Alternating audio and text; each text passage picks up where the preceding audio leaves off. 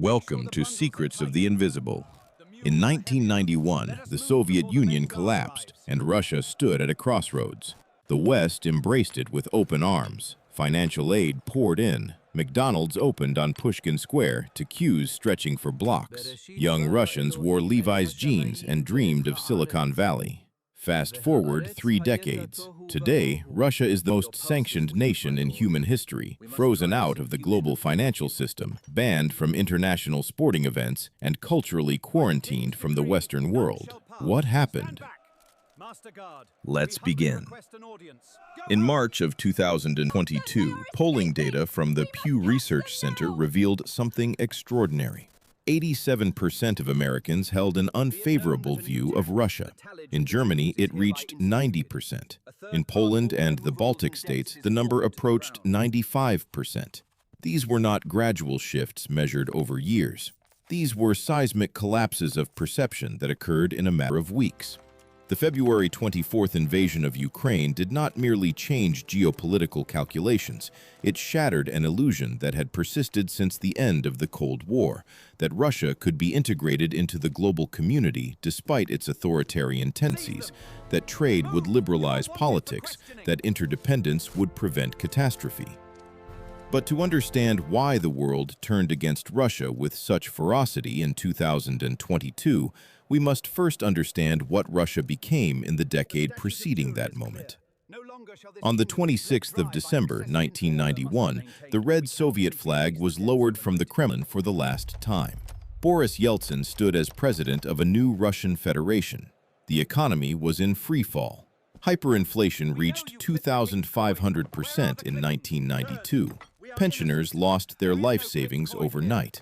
The average life expectancy for Russian men dropped from 64 years in 1990 to 57 years by 1994. This was peacetime demographic collapse on a scale unseen in modern history outside of war or plague. The West offered a solution: shock therapy. Transition to a market economy immediately. Privatize state industries. Open markets to foreign competition. The International Monetary Fund provided $20 billion in loans conditional on these reforms. What followed was not orderly transition, but wholesale plunder. By 1995, a small group of oligarchs controlled 70% of Russia's economy. Mikhail Khodorkovsky acquired Yukos Oil for $350 million in a rigged auction. The company was worth $40 billion. Aluminum magnate Oleg Deripaska built an empire from factories sold for pennies on the dollar. Roman Abramovich purchased Sibneft for a fraction of its value through loans for shares schemes that were little more than legalized theft. Russians watched their country carved up by a new class of billionaires while they stood in bread lines. This was not capitalism as advertised in Western textbooks. This was feudalism with offshore bank accounts. And the West, so eager to declare victory in the Cold War, turned a blind eye. American advisors praised Yeltsin for his commitment to reform, even as Moscow descended into chaos. Crime syndicates controlled entire industries. Contract killings became routine. The state lost its monopoly on violence. Then came Vladimir Putin.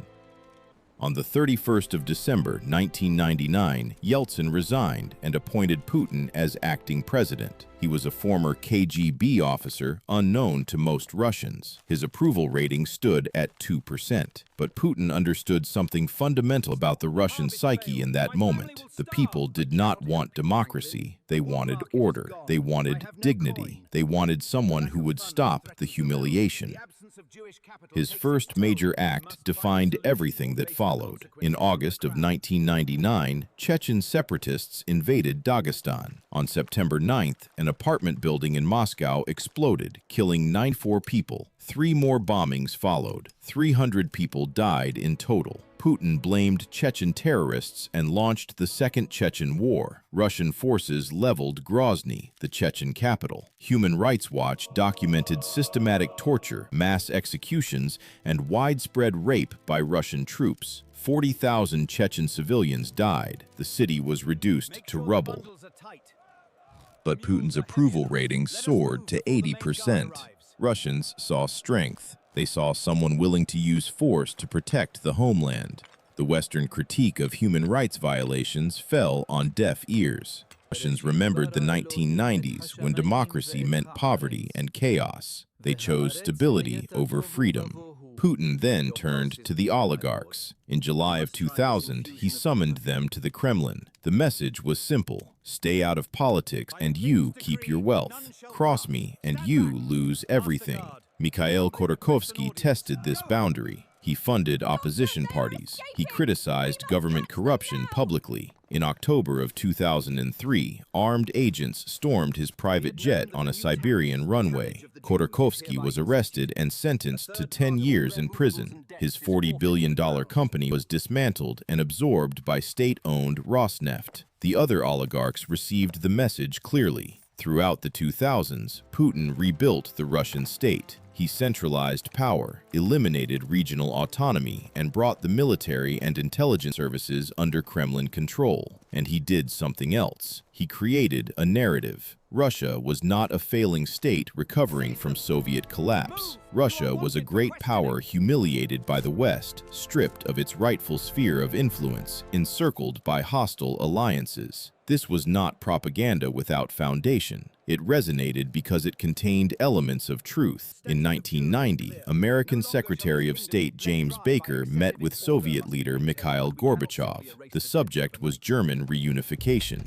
Baker offered assurances. NATO would not expand if the Soviet Union allowed East Germany to join West Germany in a unified state. Gorbachev agreed. Germany reunified. The Soviet Union collapsed, and NATO expanded eastward. In 1999, Poland, Hungary, and the Czech Republic joined the alliance. In 2004, 7 more countries joined, including the Baltic states of Estonia, Latvia, and Lithuania. These were former Soviet republics, now hosting NATO military bases less than 150 kilometers from St. Petersburg. Western leaders insisted this posed no threat to Russia. NATO was a defensive alliance. But from Moscow's perspective, the promise had been broken. The alliance that existed to contain Soviet power was now absorbing former Soviet territory. American missile defense systems were being deployed in Poland and Romania, ostensibly to defend against Iranian missiles, but capable of intercepting Russian ICBMs. Nuclear weapons were being stationed closer to Moscow than at any point since the Cuban Missile Crisis. Putin spoke about this at the Munich Security Conference on February 10, 2007. He delivered what Western media called a tirade against American unipolarity. He accused the United States of creating a system where one state overstepped its national borders in every way. He pointed to Iraq, where American forces had invaded based on fabricated intelligence about weapons of mass destruction. He pointed to Kosovo, where NATO bombed Serbia without UN authorization. He argued that international law was being selectively applied, rules for thee, but not for me. Western diplomats dismissed the speech as nostalgia for empire, but Putin was articulating a worldview that would define Russian foreign policy for the next 2 decades. The post-Cold War order was not a rules-based system. It was American hegemony dressed up in liberal rhetoric, and Russia would no longer accept subordinate status. Then came Georgia.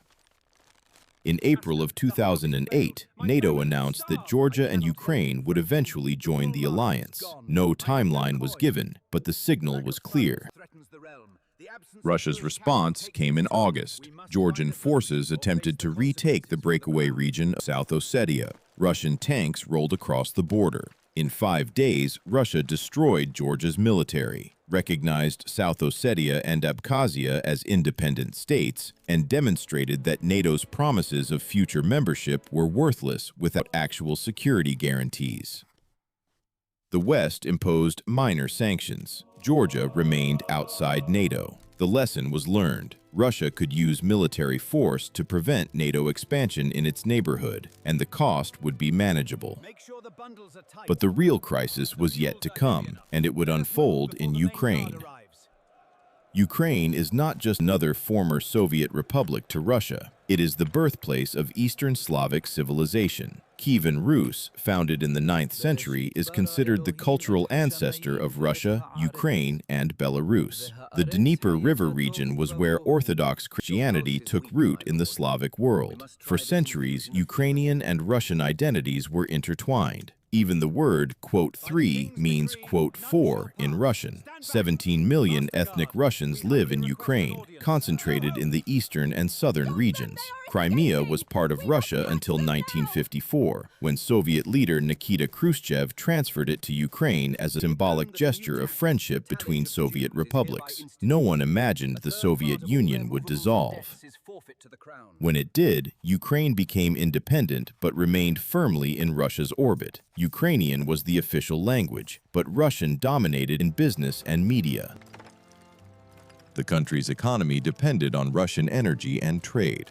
Sevastopol, Crimea's largest city, hosted Russia's Black Sea Fleet under a lease agreement. Ukraine was officially neutral, but cultural and economic ties bound it to Moscow. This began to change in 2004. The Orange Revolution swept pro-Western candidate Viktor Yushchenko into power after evidence emerged that his pro-Russian opponent had rigged the election. Yushchenko spoke of joining NATO and the European Union. Moscow watched nervously. But in 2010, Yushchenko lost to Viktor Yanukovych, who restored close ties with Russia. Crisis averted. Then came the Maidan. In November of 2013, Yanukovych was preparing to sign an association agreement with the European Union. This was not NATO membership, but it was a significant step toward European integration. At the last moment, under heavy pressure from Moscow, Yanukovych backed out. Russia had offered $15 billion in financial aid and reduced gas prices.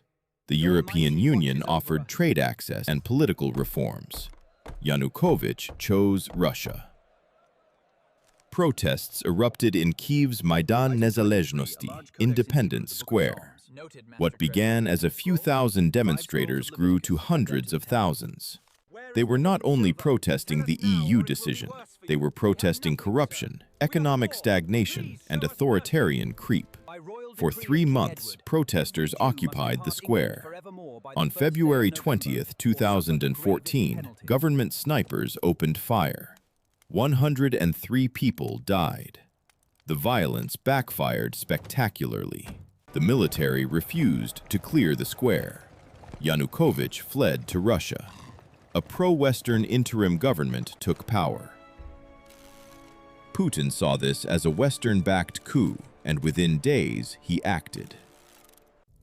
On February 27, 2014, armed men in unmarked uniforms appeared throughout Crimea.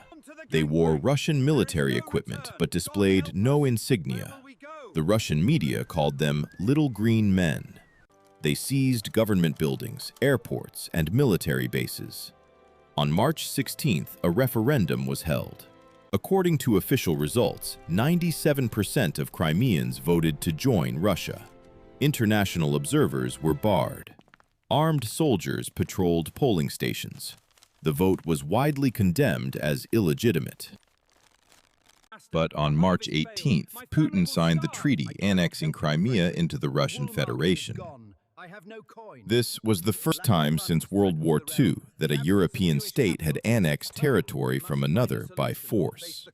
The Budapest Memorandum of 1994, in which Russia, the United States, and the United Kingdom guaranteed Ukraine's territorial integrity in exchange for giving up its nuclear weapons, was now worthless.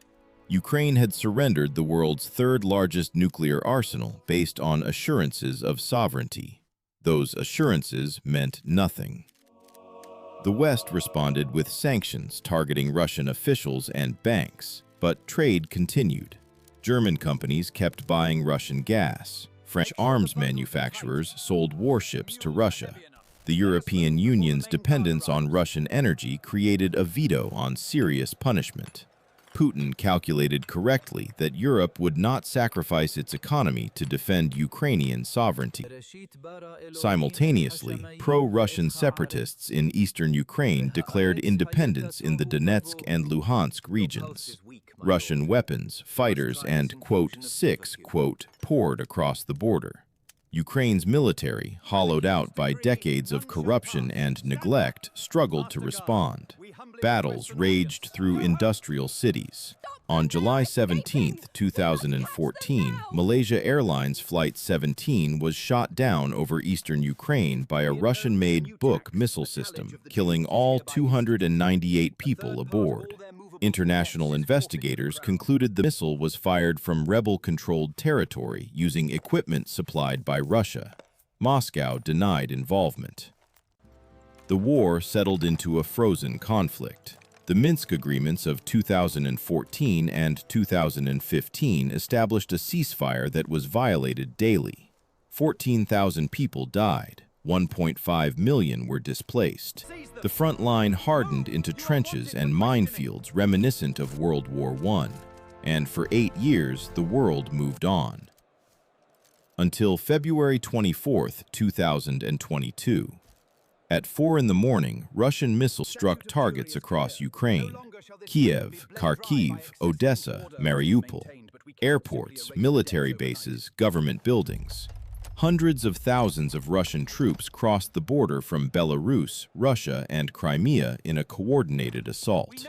The scale was staggering: 190,000 soldiers, thousands of tanks, armored vehicles, and artillery pieces. Putin announced a special military operation to demilitarize and denazify Ukraine. He claimed the Ukrainian government was run by fascists and drug addicts. He insisted Russian forces would be welcomed as liberators.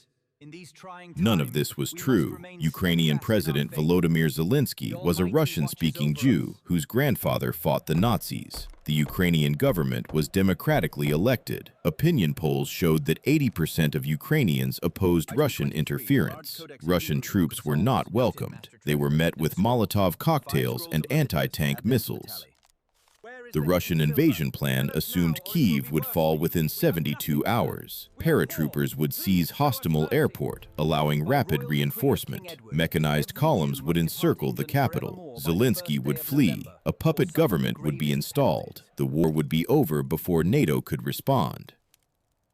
The plan failed catastrophically. Ukrainian forces destroyed the Russian airborne assault at Hostomel. The mechanized columns became trapped on narrow roads, running out of fuel and supplies. Logistics broke down. Soldiers had been told they were going on exercises, not war. Morale collapsed. Entire units surrendered or deserted. Ukrainian farmers towed away abandoned Russian tanks with tractors. Images went viral on social media. By April, Russian forces withdrew from Kyiv entirely, but they left behind evidence of atrocities. In the town of Bucha, satellite imagery revealed mass graves and bodies lining the streets. Forensic investigators documented execution-style killings, systematic rape, and torture. 458 bodies were recovered. Thousands of civilians had been executed with hands bound and bullets in the backs of their heads. Similar scenes emerged in Irpin, Mariupol, and dozens of other towns.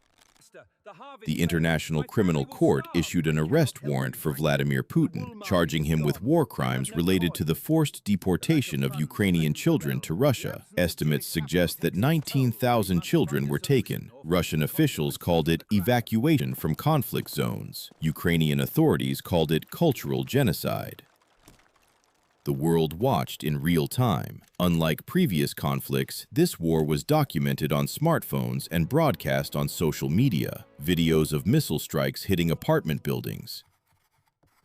Families huddling in metro stations, refugee columns stretching for kilometers. By the end of 2022, 6 million Ukrainians had fled the country. 8 million were internally displaced. This was the largest refugee crisis in Europe since World War II. The international response was unprecedented. Within days, the United States, European Union, United Kingdom, Canada, Japan, and Australia imposed sweeping sanctions. Russian banks were expelled from SWIFT, the global financial messaging system. The central bank of Russia's foreign reserves, totaling $630 billion, were frozen. Exports of advanced technology to Russia were banned. Hundreds of Western companies pulled out of the Russian market. McDonald's, Starbucks, IKEA, Apple, Microsoft, all suspended operations. The ruble collapsed. The Moscow Stock Exchange halted trading for weeks. Russia became the most sanctioned country in history, surpassing Iran and North Korea. Over 11,000 individual sanctions were imposed in the first year alone. Oligarchs had their yachts seized. Their London penthouses were frozen. Roman Abramovich was forced to sell Chelsea Football Club. Alisher Usmanov's $250 million yacht was impounded in Hamburg. The message was clear. There was a price for supporting Putin's war, and it would be paid in confiscated wealth.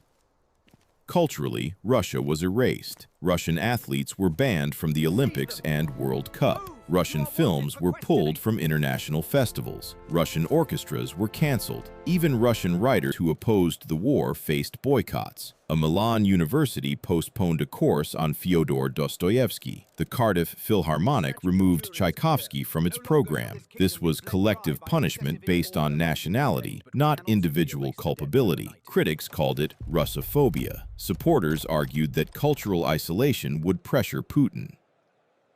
But the sanctions had an unintended consequence. They unified Russian society around Putin. State media presented the sanctions as proof of Western hatred. Russians who had been apathetic about politics now saw themselves under attack. Putin's approval rating surged to 83%, the highest since the annexation of Crimea. Nationalist sentiment intensified. The Kremlin framed the war as an existential battle against NATO expansion and Western decadence. And there was truth in the Kremlin's narrative, even if the conclusion was wrong. NATO had expanded eastward despite assurances. The West had intervened militarily in Kosovo, Iraq, and Libya without UN approval, setting precedents for unilateral action. The United States had supported regime change in countries from Chile to Ukraine. None of this justified invading Ukraine, but it explained why many Russians believed their country was defending itself against encirclement. Yet this framing ignored a fundamental fact. The countries that joined NATO did so voluntarily, fleeing from Russian domination, not toward American imperialism. Poland, the Baltic states, and Romania remembered Soviet occupation. They remembered the Prague Spring of 1968, when Soviet tanks crushed Czechoslovakia's attempt at reform. They remembered the 1956 Hungarian Revolution, drowned in blood. For them, NATO membership was insurance against a repeat. Russia insisted it had the right to a sphere of influence, but this assumed that neighboring countries were not truly sovereign, that their foreign policy choices required Moscow's approval. This was the logic of empire, not of equality among nations. Ukraine wanted to join the European Union not because of Western manipulation, but because Ukrainians looked at Poland's economic growth and saw what membership could offer. Polish GDP per capita rose from $4,000 in 1995 to $18,000 in 2020. Ukraine's stagnated at $4,000. The choice was obvious. Russia's strategy in Ukraine rested on a miscalculation. Putin believed the West was decadent, divided, and unwilling to sacrifice for principle. He believed that European dependence on Russian energy would prevent serious retaliation. He believed that American isolationism under Donald Trump had permanently weakened NATO. He believed Ukraine would collapse quickly, presenting the world with a fait accompli. He was wrong on every count. Europe endured an energy crisis, accepting sky-high gas prices rather than funding the Russian war machine. Germany, which had imported 55% of its gas from Russia, cut that to zero within 18 months by building liquefied natural gas terminals and importing from Norway and Qatar. NATO, which Trump had called, quote, 10, expanded with Finland and Sweden joining the alliance in direct response to Russian aggression. Ukraine did not collapse. It fought with ferocity that shocked military analysts worldwide. Western military aid poured into Ukraine: Javelin anti-tank missiles, HIMARS rocket systems, Patriot air defense batteries, Storm Shadow cruise missiles. By the end of 2023, the United States alone had provided over $75 billion in military and economic assistance. The European Union contributed another $60 billion. This was not charity. It was strategic investment in weakening Russia without risking direct NATO involvement. The war exposed the hollowness of Russia's military. Conscripts were sent into combat with equipment from the Soviet era. Tanks from the 1960s were pulled from storage. Body armor and secure communications were in short supply. Command and control was rigid and ineffective. Logistics remained a disaster. Russia, which spent $65 billion annually on its military, more than the United Kingdom or France, could not sustain operations 200 kilometers from its own border. Casualties mounted horrifically. Western intelligence estimates suggest that by early 2024, Russia had suffered 300,000 casualties, dead and wounded combined. Ukraine's losses were also severe, though exact figures remained classified. Entire units on both sides were annihilated. The Wagner Group, a private military company led by Yevgeny Prigozhin, recruited prisoners with promises of pardons in exchange for 6 months of combat. Tens of thousands of convicts were sent to the front. Most died. In June of 2023, Prigozhin launched a mutiny. Wagner forces seized the city of Rostov-on-Don and began marching toward Moscow. Prigozhin accused Defense Minister Sergei Shoigu of incompetence and corruption. He demanded regime change in the military leadership. For 24 hours, Russia teetered on the brink of civil war. Then, Prigozhin abruptly halted the advance and negotiated a deal to go into exile in Belarus. 2 months later, his private jet exploded mid-flight. Everyone aboard died. Russian authorities claimed it was an accident. No one believed them. The mutiny revealed the fragility of Putin's regime. If a private military contractor could seize a major city without resistance, what else was possible? The security services, the military, the bureaucracy, how loyal were they really? Putin had built a system based on fear, patronage, and nationalist fervor. But fear cuts both ways. The moment elites believe the regime is doomed, they will abandon it to save themselves. Yet, as the war dragged into its third year, Russia showed no signs of collapse. The economy, battered by sanctions, adapted. Oil exports shifted from Europe to India and China. Russia sold crude at a discount, but revenue remained sufficient to fund the war. Domestic production replaced some Western imports. Technology sanctions were circumvented through third countries. Semiconductors flowed through Kazakhstan and Turkey. The Russian economy contracted by 2% in 2022, but grew by 1.5% in 2023. This was not prosperity, but it was not collapse either.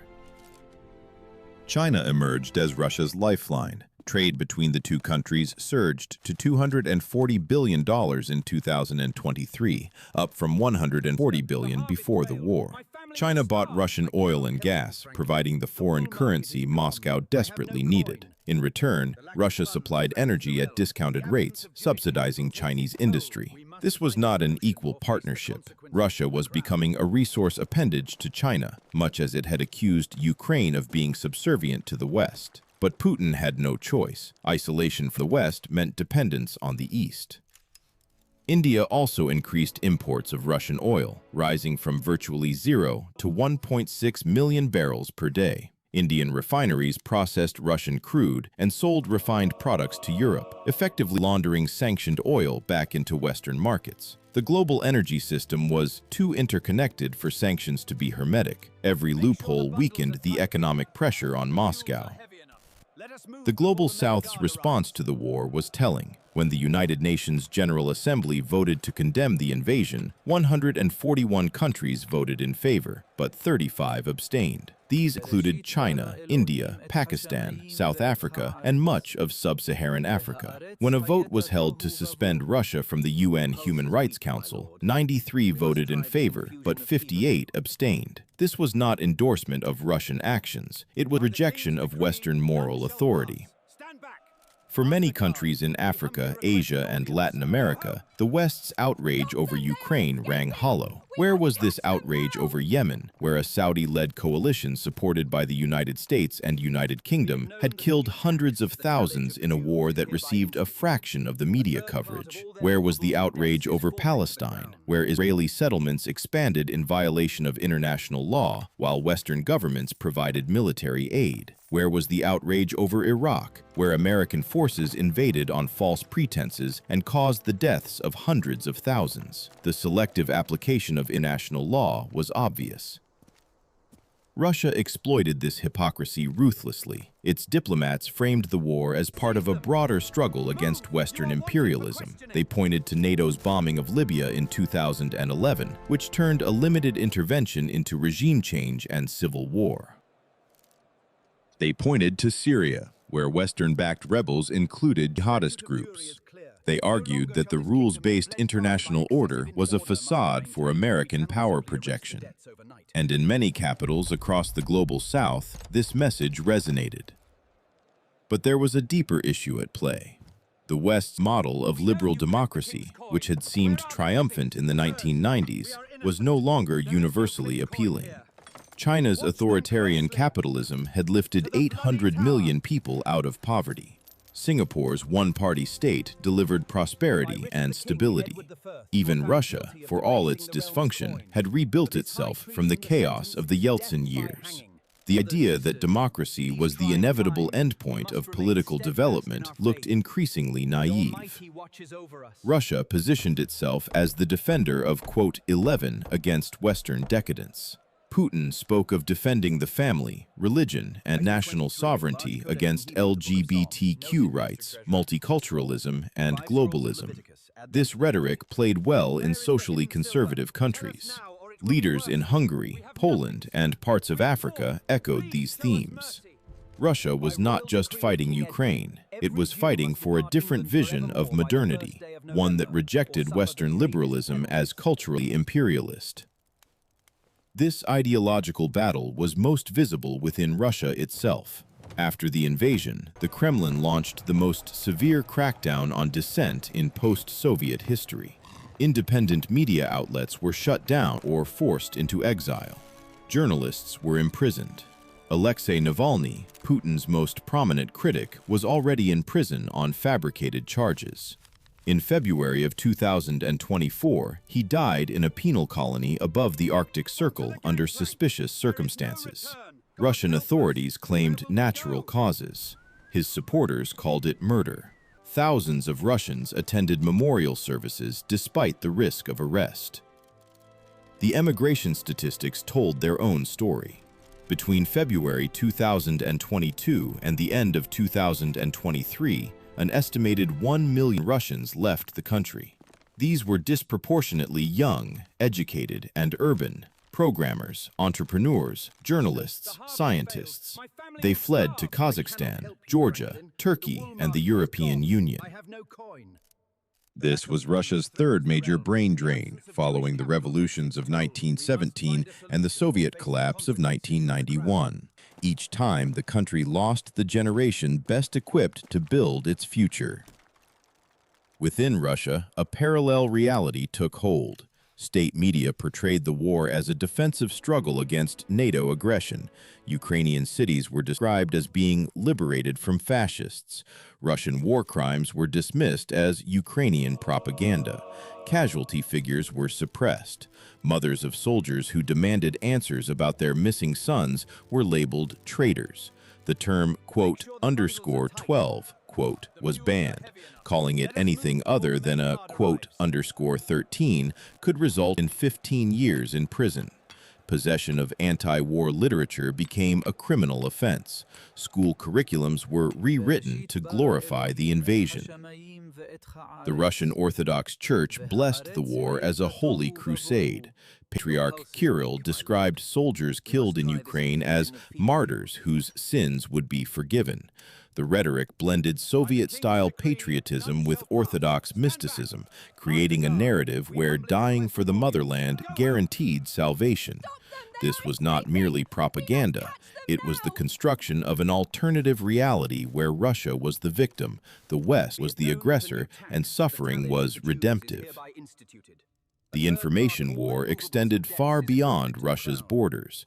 Tens of thousands of bot accounts flooded social media with pro-Russian narratives. Hacked documents were selectively leaked to create false scandals. Deepfake videos spread disinformation about Ukrainian atrocities. Russian intelligence services amplified divisive content in Western countries. Anti-vaccine conspiracies, racial tensions, political polarization, anything that weakened social cohesion. The goal was not to make people believe Russian propaganda.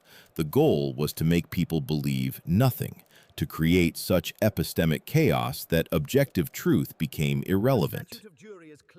Western intelligence agencies documented extensive Russian interference in elections across Europe and North America.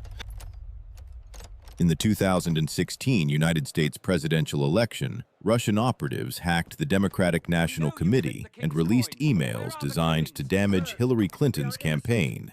The Mueller report concluded that Russia interfered, quote, 14, though it did not establish criminal conspiracy with the Trump campaign.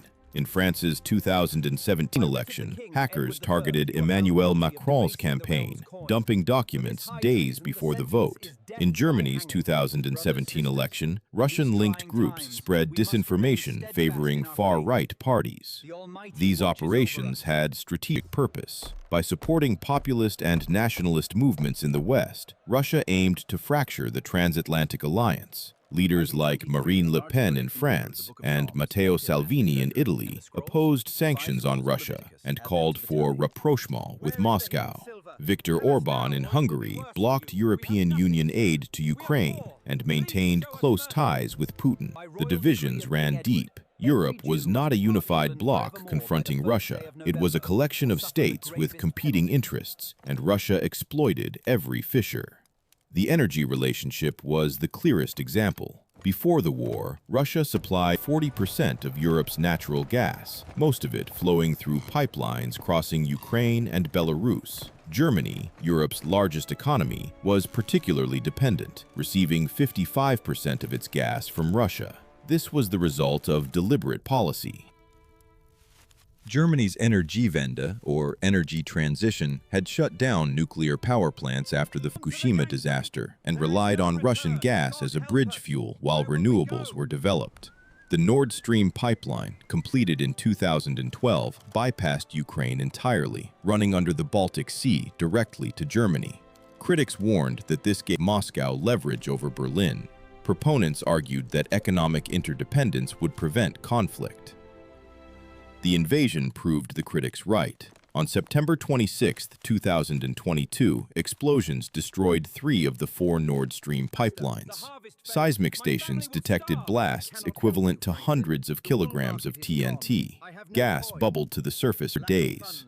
Investigations by Germany, Sweden, and Denmark concluded the pipelines were sabotaged. No government officially accused Russia, but the implications were clear. Russia was willing to destroy its own infrastructure to demonstrate that energy could be weaponized. Europe's response was to accelerate decoupling. Liquefied natural gas terminals were fast-tracked, renewables were expanded, coal plants were temporarily reactivated. By the winter of 2023, Europe had survived without Russian gas, though energy prices remained elevated. The strategic lesson was learned. Dependence on authoritarian regimes for critical resources was a security vulnerability. But the economic pain was real. Germany entered recession. Industrial output fell. Energy-intensive industries like steel and chemicals suffered. Inflation reached levels not seen since the 1970s. Households faced heating bills that doubled or tripled. The political cost was mounting. In regional elections, far-right and far-left parties gained ground by opposing sanctions and calling for negotiations with Russia. The consensus supporting Ukraine was fraying. This was Putin's bet. He believed time was on Russia's side. Western support for Ukraine would eventually erode as fatigue set in and costs mounted. Sanctions would lose effectiveness as workarounds were found. Domestic pressure in Europe and America would force governments to accept a negotiated settlement on Russian terms. Ukraine would be forced to cede territory and accept neutrality. NATO expansion would be halted. Russia would emerge bruised but victorious. Whether this calculation would prove correct remained uncertain. What was certain was that the world had changed irrevocably. The post-Cold War dream of a Europe whole, free, and at peace was dead. The hope that economic integration would prevent great power conflict was shattered. The belief that international law and institutions could constrain aggression was exposed as wishful thinking. Russia's invasion of Ukraine was not an aberration. It was a return to historical norms. For most of human history, borders have been determined by force, not by treaties. Empires have risen and fallen through conquest. The post-World War II order, with its emphasis on sovereignty and self-determination, was an anomaly sustained by American military dominance and nuclear deterrence. As American power waned and multipolarity emerged, the old logic reasserted itself. If Russia could take territory by force and the cost was manageable, why wouldn't others follow? China watched Ukraine closely. Taiwan was next on the list of unresolved territorial questions. If the West's response to Ukraine was sanctions but not military intervention, the precedent was clear. As long as China avoided direct conflict with American forces, it could act with relative impunity. The strategic lesson of Ukraine was not that aggression failed. It was that aggression succeeded if executed competently, and if the target lacked powerful allies willing to fight. For Eastern Europe, the lesson was existential. Poland, the Baltic states, and Romania increased defense spending dramatically.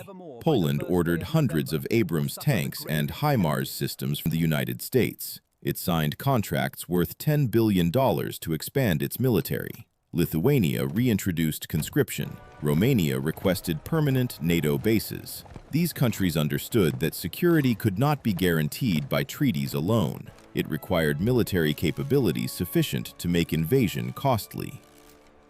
The psychological impact on Ukraine was profound.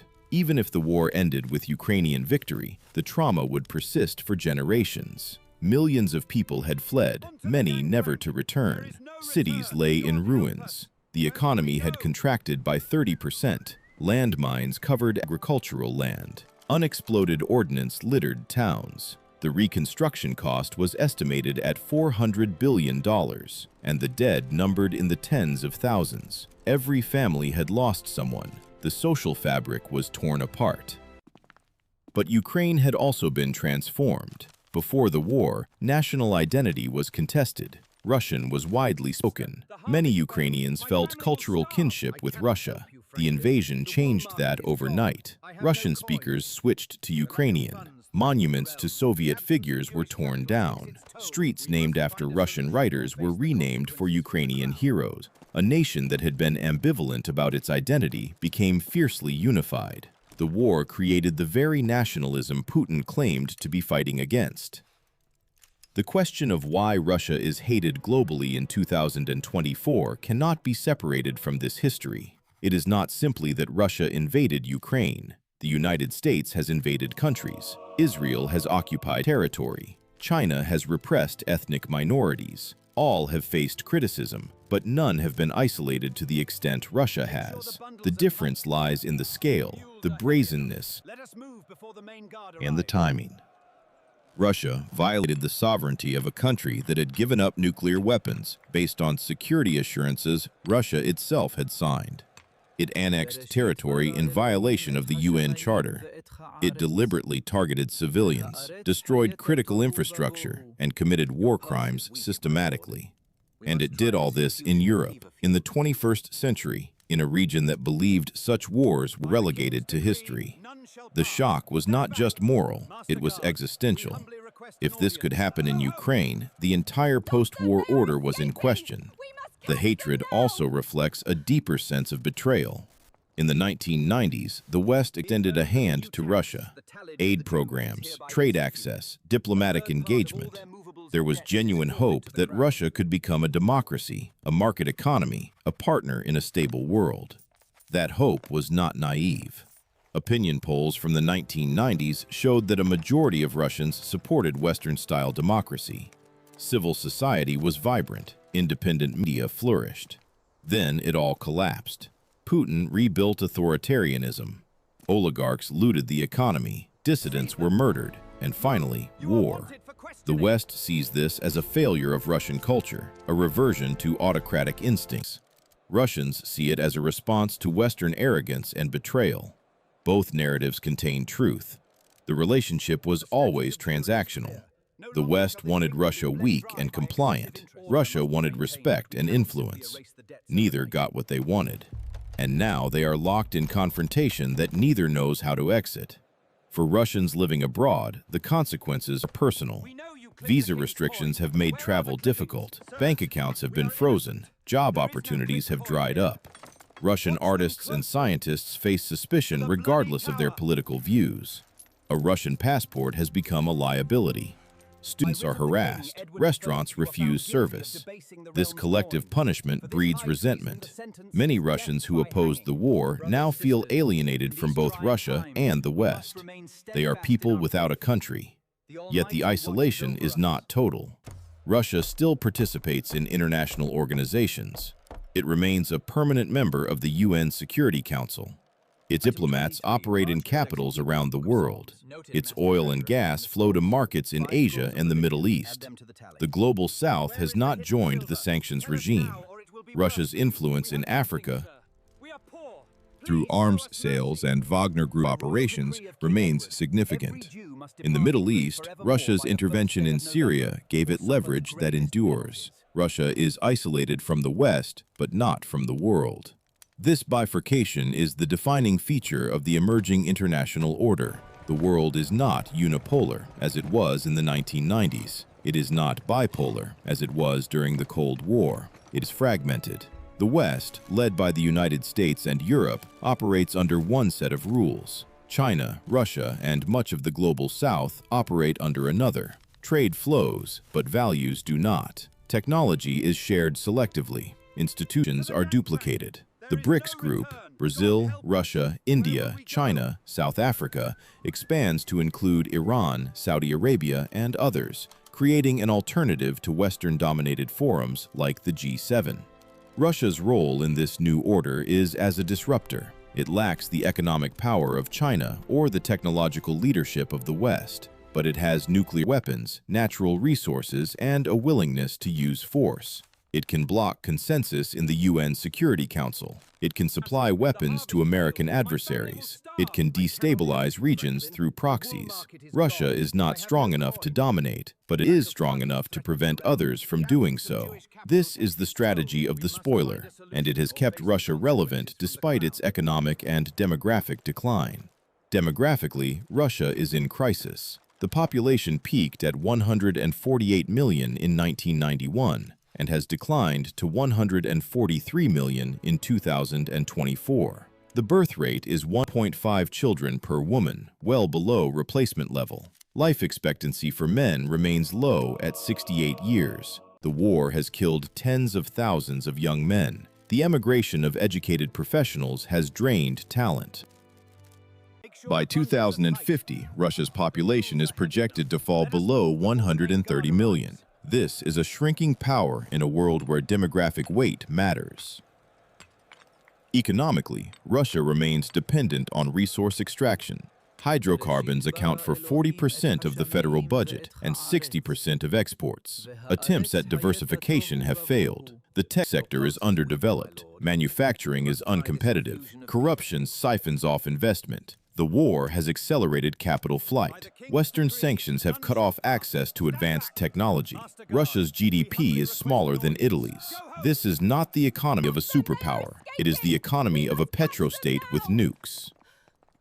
Yet Putin's grip on power remains firm. The security services are loyal. The military, despite setbacks in Ukraine, has not turned against him. The oligarchs, chastened by the example of Khodorkovsky and others, stay in line. The propaganda machine keeps the population passive. Elections are rigged, but they maintain the appearance of legitimacy. Putin's approval rating, though likely inflated by pollsters who know what answers are safe to report, remains high enough to deter organized opposition. This stability is deceptive. Authoritarian regimes appear strong until they collapse suddenly. The Soviet Union seemed stable until it didn't. East Germany's regime fell in weeks. Iran's Shah was overthrown in months. The triggers are unpredictable. An economic crisis, a military defeat, a split in the elite, a charismatic opposition figure. Putin is 72 years old. He has been in power for 25 years. What happens after him is unknown. Russia has no mechanism for orderly succession. The system is built around one man. When he goes, the system could fracture. The possibility of regime change is why Western sanctions target not just the economy, but the elite. The goal is not to impoverish ordinary Russians, but to create friction within the ruling class. Frozen assets and travel bans make it costly to support Putin. If oligarchs believe their wealth is safer without him, they might act. This is a long game. It may take years, but the precedent exists. Sanctions contributed to the collapse of apartheid South Africa and to Iran's return to nuclear negotiations. For now, Russia is isolated from the West, but adapting. The war in Ukraine grinds on. Casualties mount. Infrastructure crumbles. Yet neither side can achieve decisive victory. Ukraine cannot expel Russian forces from all occupied territory without escalating Western military support to levels that risk direct NATO-Russia conflict. Russia cannot occupy all of Ukraine without mobilizing its economy for total war, which would require domestic repression on a scale that risks instability. The result is frozen conflict, with sporadic fighting, no resolution, and mounting costs. This outcome serves no one. Ukraine is destroyed. Russia is impoverished. Europe is destabilized. The global economy suffers from fragmented supply chains and energy disruptions. The risk of escalation to nuclear war, however small, is non-zero. And the precedent has been set that territorial conquest is viable if executed by a nuclear power willing to accept isolation. The world that emerges from this conflict will be harsher than the one that preceded it. Trust between nations is lower. Arms spending is higher. International institutions are weaker. The idea that history had an endpoint, that liberal democracy and capitalism were inevitable, is dead. The Cold War truly ended in 2022, when the hope of integrating Russia into the global community finally died in the ruins of Mariupol.